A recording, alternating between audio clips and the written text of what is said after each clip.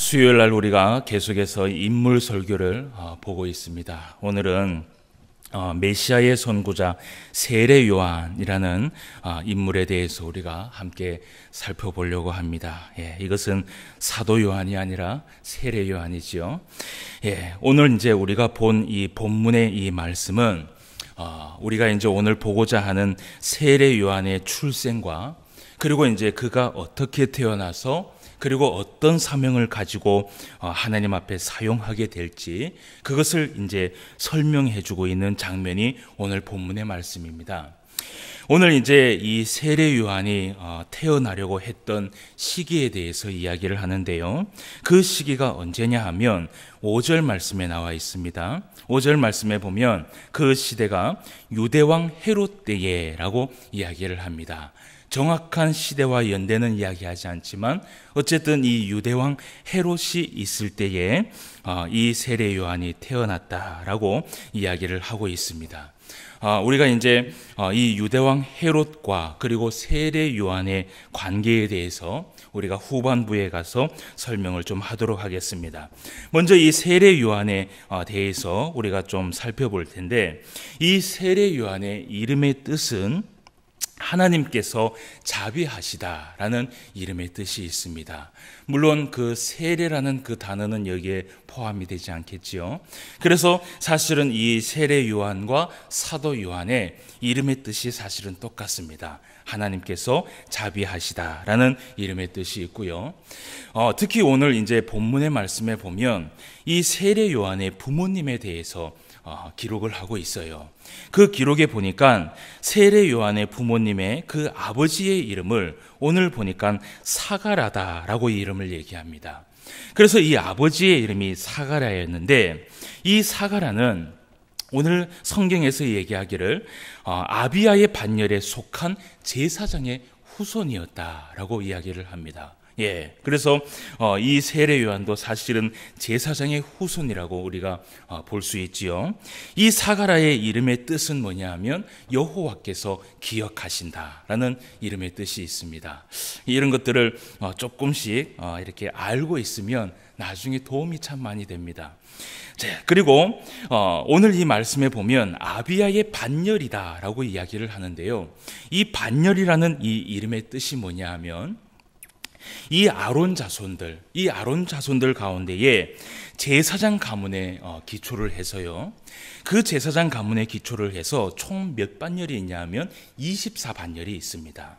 그 24반열이 있는데 각 반열이 일주일씩 돌아가요. 일주일씩 돌아가면서 성전에서 봉사를 하게 되어 있습니다. 그래서 이제 오늘 여기에 보면 아비야의 반열이다라고 되어 있는데 이 아비야의 반열은 몇 번째 반열이냐 하면 8번째 반열입니다. 그래서 이 순서대로 사실은 그 제사장의 후손들이 성전에 가서 봉사를 하고 또 하나님의 일들을 있는지 살펴보고 그런 일들을 하게 되겠지요. 뭐 오늘날로 따지면은 기간이라고 보면 됩니다. 기관들이 돌아가면서 교회를 살피고 그리고 교회를 청소하고 교회의 일들을 맡아서 하는 그런 일들을 보면 되겠습니다. 어쨌든 특성은 조금 틀리지만 이 반열이라는 것이 그런 의미가 되겠습니다. 그리고 이제 이 세례 요한의 어머니에 대해서 또 이야기를 합니다. 그 어머니의 이름은 오늘 보니까 엘리사벳이다라고 이야기를 합니다. 그런데 이 엘리사벳도요, 오늘 이 성경에 보니까 아론의 자손이라고 이야기를 해요. 그래서 이 엘리사벳도 사실은 제사장 가문의 출신입니다. 그리고 이 엘리사벳의 이름의 뜻은 내 하나님은 맹세의 하나님이시다. 혹은 내 하나님은 언약의 하나님이시다라는 이름의 뜻이 가지고 있습니다. 그래서 이런 그 제사장의 가문에서 자란 두 부부, 아주 잘 만났지요, 그죠? 제사장의 가문에서 자란 이 두 부부는 오늘 성경에서 그들을 가리켜서 얘기하기를 6절 말씀입니다. 이 두 사람이 하나님 앞에 의인이니 주의 모든 계명과 규례대로 흠이 없이 행하더라라고 이야기를 합니다. 예, 여러분 성경은 때로는 그 사람에 대해서 이러한 사람이다라고 이야기를 하는데요. 여러분 이것은 칭찬하려고 포장을 해서 이야기하는 것이 아닙니다. 특별히 성경의 역사는요, 잘못된 것은 잘못됐다라고 얘기를 해요. 그래서 진짜로 성경에서 봤을 때 이 사람은 의인이고 주의 모든 계명과 규례대로 흠이 없이 행하였더라라는 이 말씀은 뭐냐면 정말 그렇게 살았다라는 것입니다. 정말 그렇게 하나님 앞에 흠이 없이 살아가려고 하나님 앞에 노력한 부부였다라는 것이죠. 여러분 제사장 가문에서 자랐고, 그리고 이 제사장 가문에서 두 부부가 만나서 하나님 앞에 살아가는데, 그 사람들이 의인이고 그리고 모든 계명과 규례들을요 다 지키면서 흠없이 모범적으로 살아가려고 했다. 여러분 이것은 사실은 쉬운 일은 아닙니다. 그런데 그 두 부부는요 이 말씀이 가장 중요한 것이라고 여기고 그 말씀대로 살아가려고 애를 썼다라는 것이죠. 그런데 이 제사장의 자녀들이요 사실은 다 그런 것이 아닙니다. 우리가 성경을 봐도 알지만은 특히 엘리 제사장, 이 엘리 제사장의 가문의 그 자녀들은 절대로 그렇지 않았습니다. 그래서 여러분 우리가 이런 것을 보면요, 오늘 이제 이 두 부부를 우리가 보게 되는데, 이 어릴 적부터 부모에게 신앙 교육을 얼마나 잘 받았는지 우리가 이들의 삶을 통해서 우리가 볼 수 있다라는 것이죠. 그래서 여러분 이것은요 사실은 쉽게 만들어지는 것이 아닙니다. 우리의 이 자녀손들을 정말 하나님 앞에 말씀대로 교육을 시키고 정말 신앙 교육대로 살아가도록 앞으로 그렇게 하려면요 우리가요 지금부터 잘해야 돼요. 지금부터 그 아이들을 잘 가르치고 말씀대로 가르치고 잘 인도해야지만이 나중에 우리들이 없어졌을 때에 이 후손들이 그 말씀을 그대로 지키면서 살아간다라는 것이에요. 그래서 때로는 제가 이 인물들을 보면서 늘 느끼는 것이 무엇이냐 하면 후손들의 교육이 참 중요하다. 우리 후손들의 교육이 잘못되면요 나중에 결국은요 이 후손으로 인하여서 나라가 망하게 됩니다. 그리고 이 후손들로 통하여서 교회가 망하게 됩니다. 그리고 이 후손들로 통하여서요 가정이 망하게 되는 것이에요. 여러분 나라와 교회와 가정이 살려면요 우리의 후손들을 잘 길러야 됩니다. 우리 늘 이제 유초동부 또 선생님들이 항상 또 설교를 듣고 함께 우리가 예배를 드리는데요, 우리 유초동부 선생님들이나 중고동부 선생님들이 늘 어깨가 무거워요. 그들을 잘 가르치고 그들에게 말씀대로 정말 순종을 가르치면요 나중에 그들이 하나님을 경외하면서 살아가요. 그런데 그들한테 말씀을 가르치지 않으면요 결국은요 이 교회의 앞날이 그들에게 달렸다라는 것을 기억해야 된다는 것이에요. 자, 어쨌든 이 두 부부는 어릴 때부터 신앙교육을 잘 받아서 늘 살아갈 때에 하나님 앞에 흠이 없이 살아가려고 그렇게 살아갔다라고 성경은 이야기를 하고 있습니다. 그런데 이 두 부부에게 근심거리가 하나 있었어요. 그것을 오늘 7절 말씀에서 이야기를 합니다. 우리가 같이 한번 읽어봅시다. 엘리사벳이 시작. 엘리사벳이 잉태를 못함으로 그들에게 자식이 없고 두 사람의 나이가 많더라. 아멘. 두 사람의 나이가 어땠어요? 많고 그리고 두 사람에게 자식이 없었더라 라고 이야기를 합니다. 이들에게는 사실은 큰 근심거리였고 사실은 이들에게는 큰 고민거리였습니다. 그런데 오늘 이러한 이 두 부부에게, 특별히 오늘 사가랴에게 누가 나타나냐 하면요, 이 사가랴가 제사장으로 분향을 하는 그 시간에 하나님께서 천사를 보내셔서 이들에게 아들을 낳을 것이라고 계시를 줍니다. 그런데 그 아들이 누구냐 하면 바로 이제 오늘 우리가 보고자 하는 세례 요한이에요.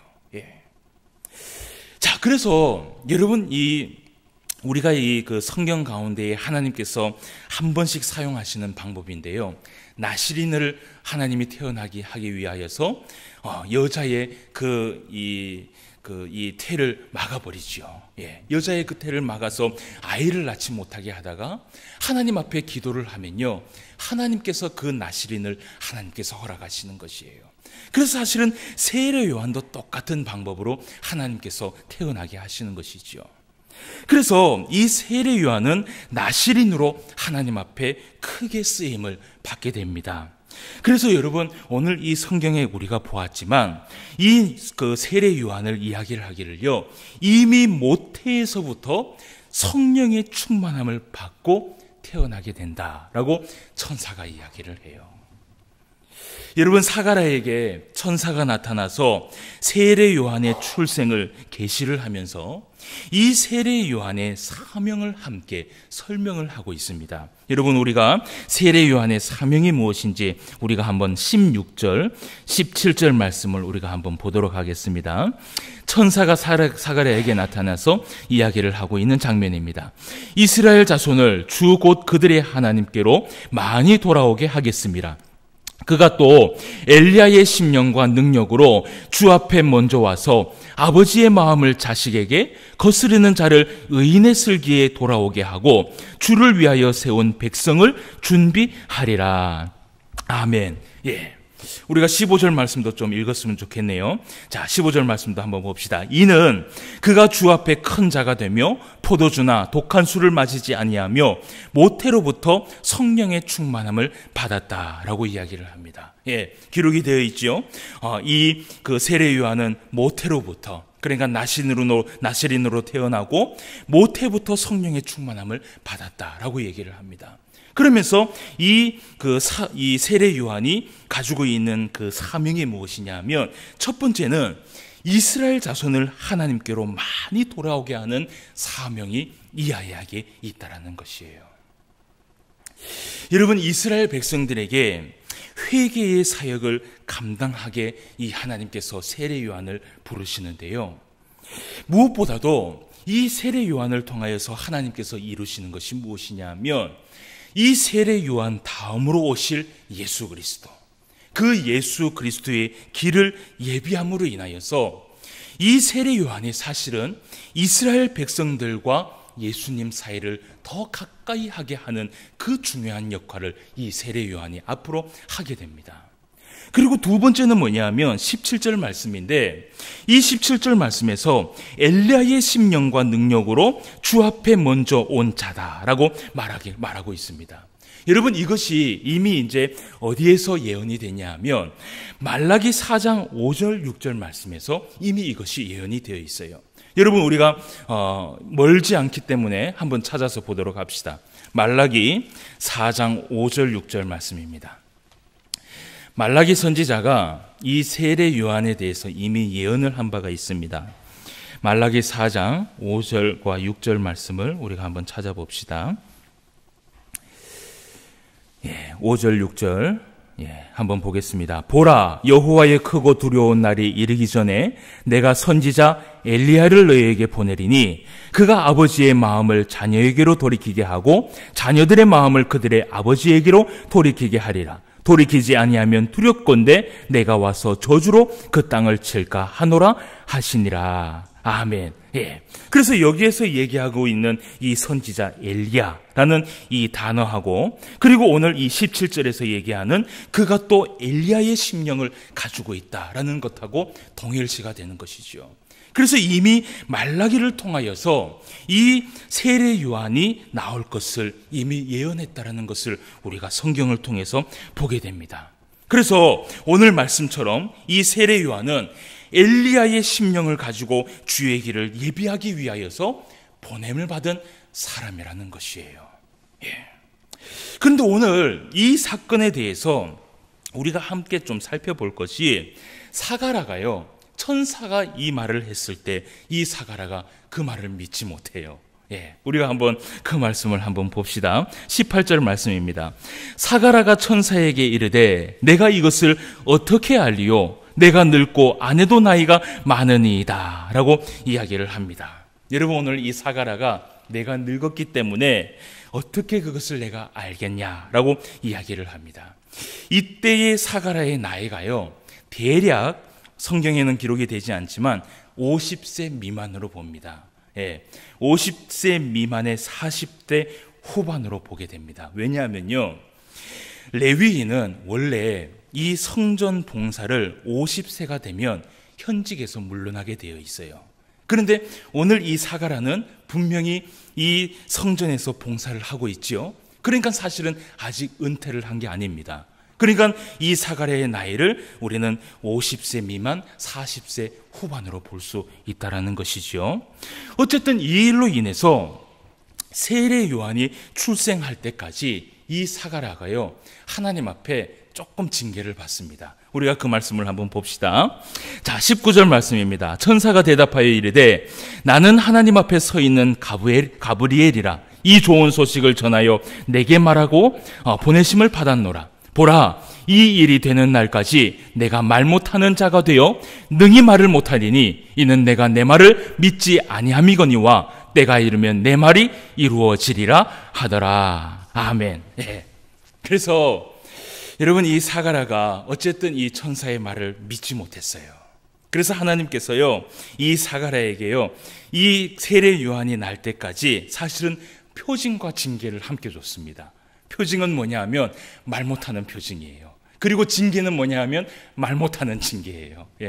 그래서 이 표징과 징계를 함께 받는 것을 여러분 보게 돼요. 여러분, 이런 것을 보면요, 하나님께서는요, 정말 사람이 믿음 없음에 대해서 하나님이 정말 싫어한다는 것을 우리가 보게 됩니다. 우리가 매번 하나님 앞에 예배를 드리며 우리가 하나님 앞에 나아갈 때는 뭐라고 얘기하냐 하면 믿습니다. 하나님밖에 없습니다. 하나님만 의지하며 나갑니다라고 이야기를 하는데, 막상 나에게 두려움이 찾아오면 하나님보다도 그 두려움을 우리가 앞서 본다라는 것이에요. 근데 하나님은 그것을요, 굉장하게 섭섭하게 보신다라는 것이에요. 그래서 사랑하는 성도 여러분, 우리가 하나님을 믿을 때는요, 온전히 믿읍시다. 온전히 믿고 하나님을 정말 우리가 사모하면서 나아가면요, 하나님께서는 우리에게 모든 것을 베풀어 줄 준비가 되어 있으신 분이 바로 우리 하나님인 줄 믿습니다. 그러면 우리가 할 일은 뭐냐 하면 하나님을 믿기만 하면 되는 거예요. 그런데 오늘 이 사가랴는 어쨌든 하나님의 말씀을 믿지 못해서 이런 표징과 징계를 함께 받는 것을 우리가 보게 됩니다. 어쨌든 우리가 세례 요한을 보기 때문에 이것은 간단하게 우리가 보고 좀 넘어갑시다. 자, 이 세례 요한의 출생에 대한 이 예언은 오늘 우리가 본 것처럼 말라기뿐만 아니라 사실은 이사야도 이 예언에 대해서 기록을 해놓은 것이 있었습니다. 여러분, 우리가 이 말씀을 좀 살펴보고 넘어가야 됩니다. 이사야 40장 1절에서 5절까지의 말씀을 우리가 한번 찾아서 보도록 합시다. 이사야서 40장입니다. 이사야 40장 1절에서 5절까지 말씀, 조금 힘들어도 이렇게 확인을 하는 게 좋습니다. 자, 이사야 40장 1절에서 5절까지 말씀인데요.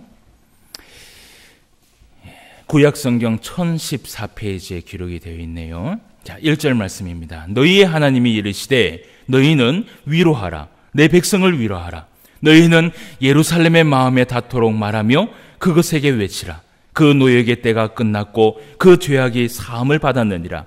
그의 모든 죄로 말미암아 여호와의 손에서 벌을 배나 받았느니라 할지니라 하시니라.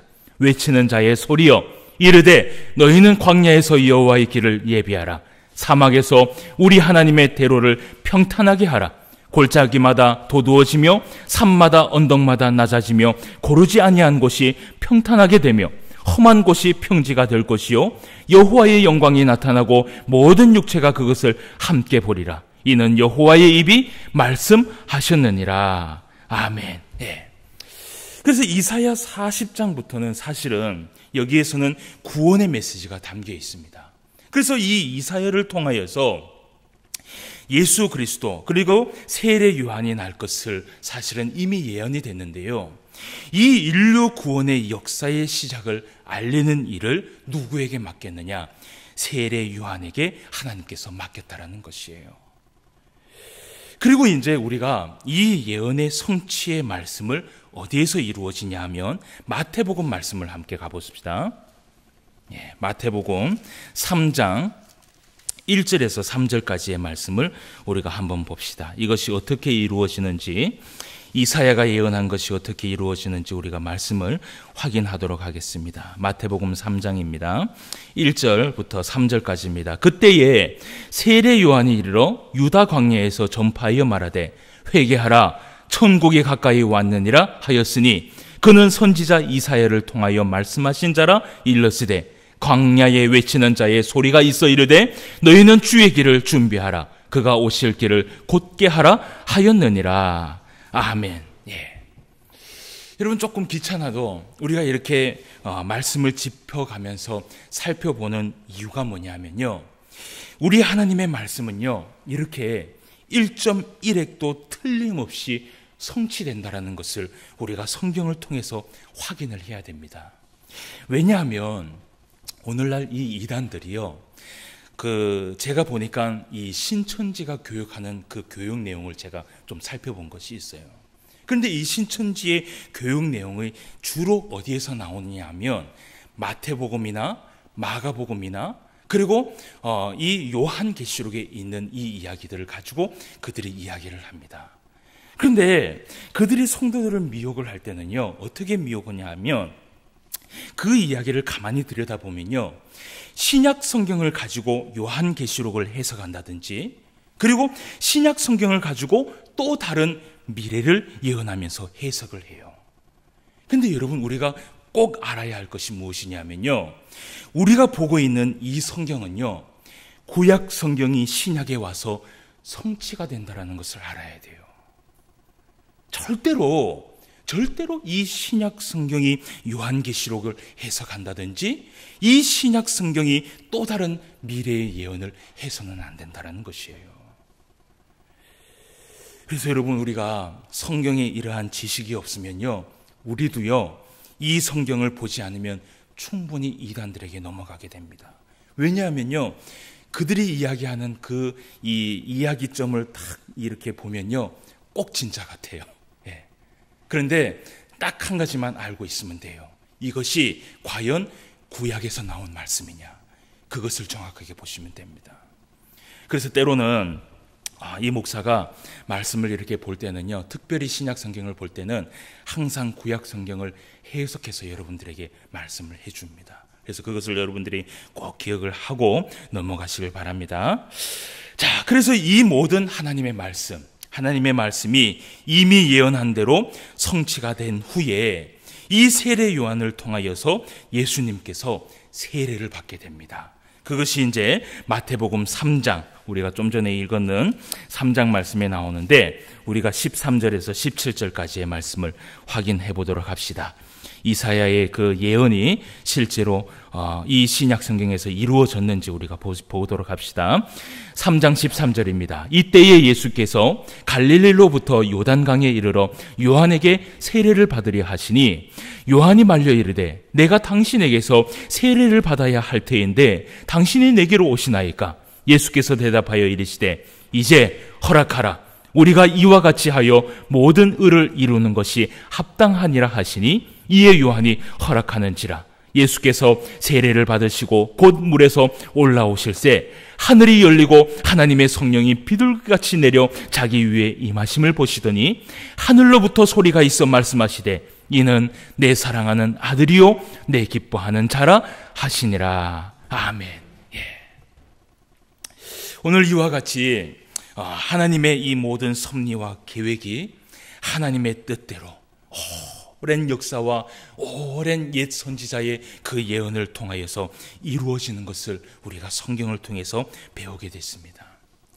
여러분, 이렇게 세례 요한은 자신의 사명을 감당을 하였고 결국은요, 이 세례 요한이 이 모든 것을 감당하고 나서 이 세례 요한이 어떻게 죽냐 하면요, 그 당시 헤롯 왕으로 있었던 그 헤롯 왕으로 하여금 칼에 목이 잘려서 순교를 하게 됩니다.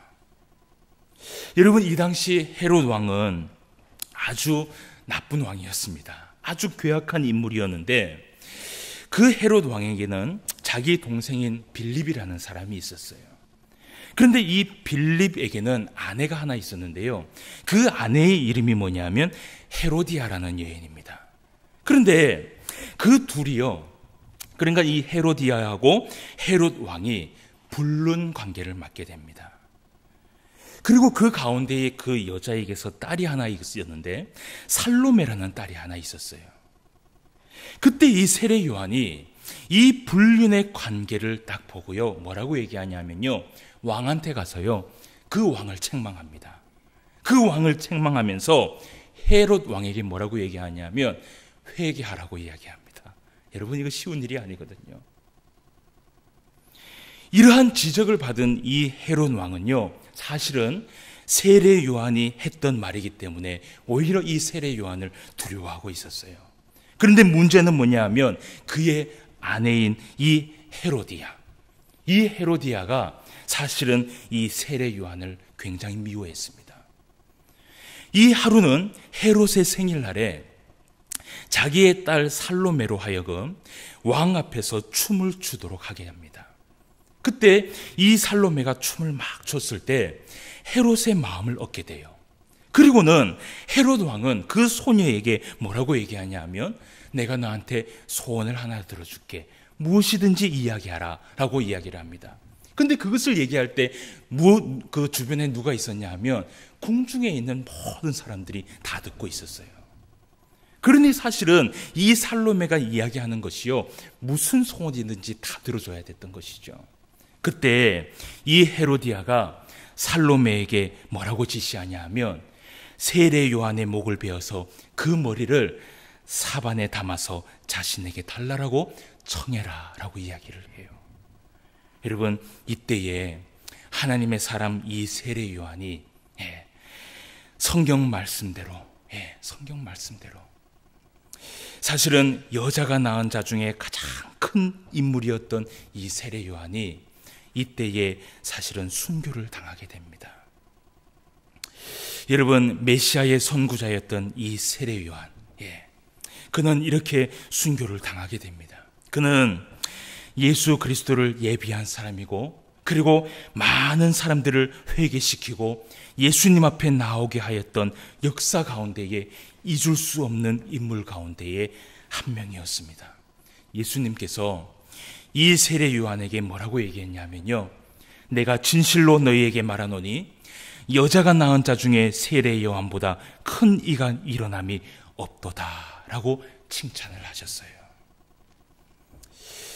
세상적인 기준으로 본다면 사실은 이 세례 요한은 비참하게 죽음을 당하게 된 그러한 실패자라고 이야기할지 모르지만, 그러나 하나님의 계획 아래 있었던 이 세례 요한은 예수님에게 오히려 큰 칭찬을 받는 기독교 역사 가운데 가장 큰 인물이 이었었던 것이죠.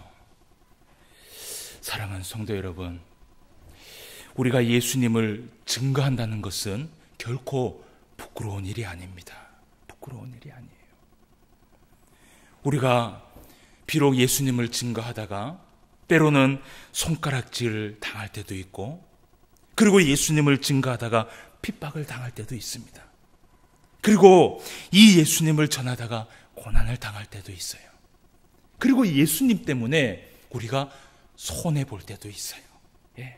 그것이 얼마나 많은지 몰라요.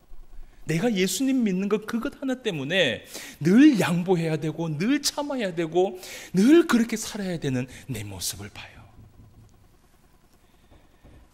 그런데 그렇다 할지라도 우리 예수님은요, 그런 세례 요한에게 가장 큰 자라고 예수님은 칭찬을 했습니다. 때로는 우리가 손가락질을 당하고 핍박을 당하고 고난을 당하고 그리고 손해를 보고 부끄럽게 살아간다 할지라도 내가 예수님을 전한다라는 그 자체, 그것을 우리 예수님은 그 일을 가장 크게 가장 귀하게 생각하고 있다라는 것입니다.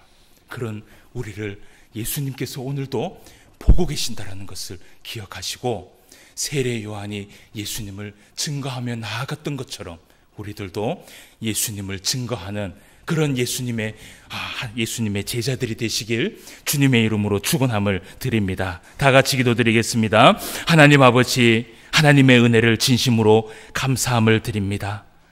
우리를 예수님의 제자로 삼아주시고 그 예수님을 증거할 수 있는 믿음을 허락하여 주시니 감사함을 드립니다.